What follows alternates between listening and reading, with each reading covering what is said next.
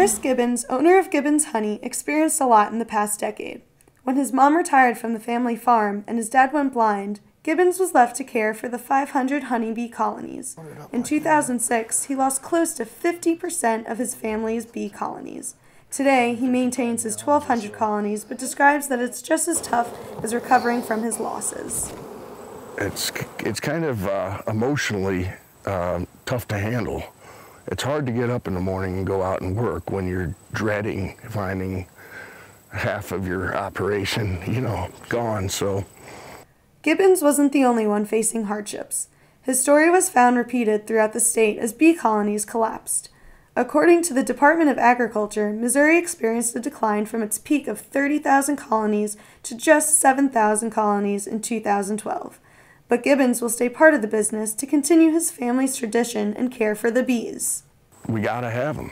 Our food supply definitely needs the bees. As the bee crisis grew, Greg Flippin saw a chance to help. He started Flippin Bees and now has 4 hives with 150,000 healthy honeybees. I hate to see anything in nature be basically demolished by something that we're doing for our own good and not thinking about them. Fewer honeybees means less food. According to the USDA, honeybees pollinate 1 in every 3 bites of food we eat. Bees increase crop value by an estimated $15 million a year.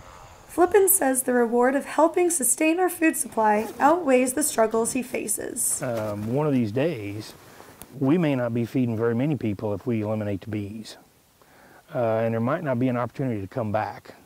USDA state statistician Bob Garino has found an upward trend of honeybee colonies since 2011. Garino says research in pesticides, hive splitting, and environmental stressors are all plausible causes of the challenges to bee colonies. But beekeepers still face difficulties.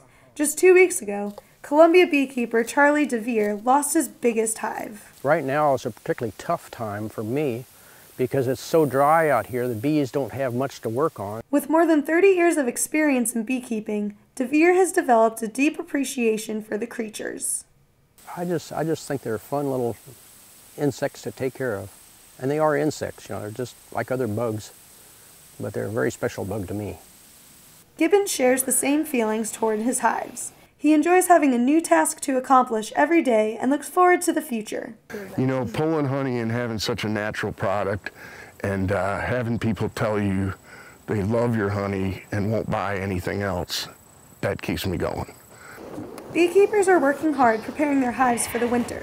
They say come spring, you'll thank the bees for pollinating the food on your plate. With producers Yili and Chen, Alex Scimecca, KOMU 8 News, Roachport.